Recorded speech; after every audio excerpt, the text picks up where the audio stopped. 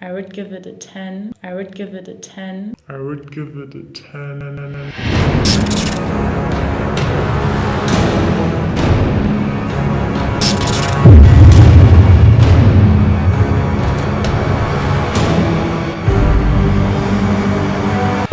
Versace Eros Flame. First one in America, baby. First one in America. That's right. It's right here. Time for unboxing. Alright guys, before I start, I do have to say I have actually 3 total packages. 1, 2 right here, and this is definitely Versace Eros Flames. But since I know the title of this video, I know what you guys clicked this for, we're gonna open the best one first.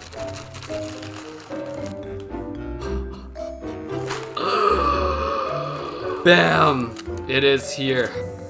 Versace's Eros Flame, the highly anticipated release from Versace. Well, it's been released in Europe for a while. It's just not available here in the US yet. The official release date for the USA, I think, is somewhere in 2019. They haven't really released an actual month of release yet. They just say somewhere in 2019. So I was just lucky that I was able to find a dealer that was selling this all the way from Italy. So we're gonna open it now. I am very, very excited. So just gonna rip it open, and there it is, guys. Versace Eros Flames. Now, I'm not gonna test this thing on paper. I'm gonna give it a proper test right now for you guys on skin. Here goes nothing, guys. As you know, one of the girls on Jeremy's channel gave it a 10, so we'll see if it is indeed a 10. I can smell it already. I don't know what to say. I honestly don't know what to say. As you guys all know, the original Eros is this minty, sweet, fresh, almost metallic-y kind of teenage fragrance, clubbing fragrance. This is not very impressive to me. In comparison to the first one, this one is more citrusy, I suppose, more peppery. But overall, it's really not that impressive to me. I don't know what to say. Like, I guess I expected a lot more than that, and I'm kind of disappointed now. Overall, in terms of scent so far, off of my first impression, it smells like a more citrusy, more spicy version of the original. The original is more minty, more sweet. This one is a little less sweet than the original, but still, it has that metallic-y teenage fragrance vibe. A metallic-y vibe that not only reminds me of the Versace Eros original line, but it's a type of metallic that really reminds me of the Gucci Guilty type of line, you know, the very generic, sweet, metallic fragrances. This one falls into that kind of family for me. Not that the DNA smells the same, I'm just trying to tell you guys that this falls into the same family of those fragrances, as in the people who would wear the Gucci Guilty line would enjoy wearing Eros Flames. Overall, I'm really just not impressed.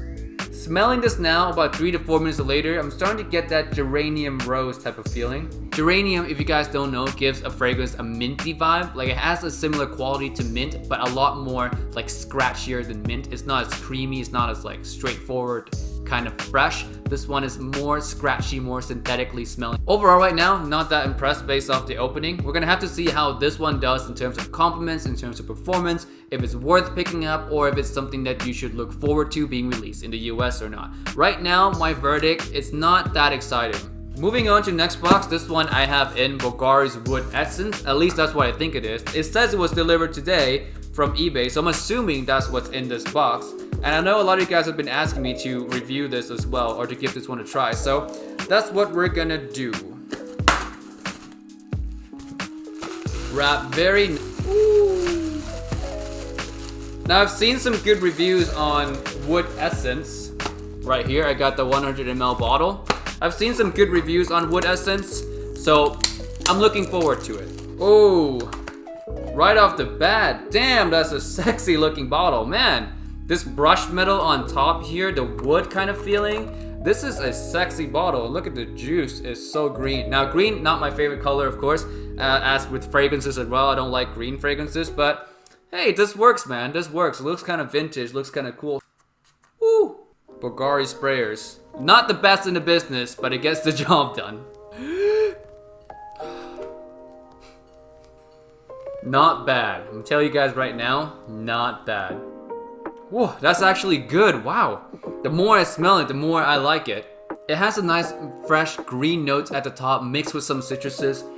Behind all of it, I can smell something very woody, but also something very clean as well. Something clean, slightly earthy, I think is vetiver. Actually, I have no doubt, this is definitely vetiver. It's clean, it's slightly earthy, and it's very woody, like a masculine type of woody. It's nice. So far, this is impressive. This is way more impressive than Versace Eros Flame so far. I like this one a lot more. This is an all occasion, man. This is definitely, no doubt, an all occasion signature scent for someone who just wants to smell gentlemanly and clean while still having a little bit of a unique vibe to them, not just a generic clean vetiver fragrance. Oh, the wood notes in here is just so pronounced, it's strong, and the vetiver is strong too, but none of the notes are overpowering each other. Nicely balanced all the way through. Under all of this, there's a slight vanillic kind of feeling.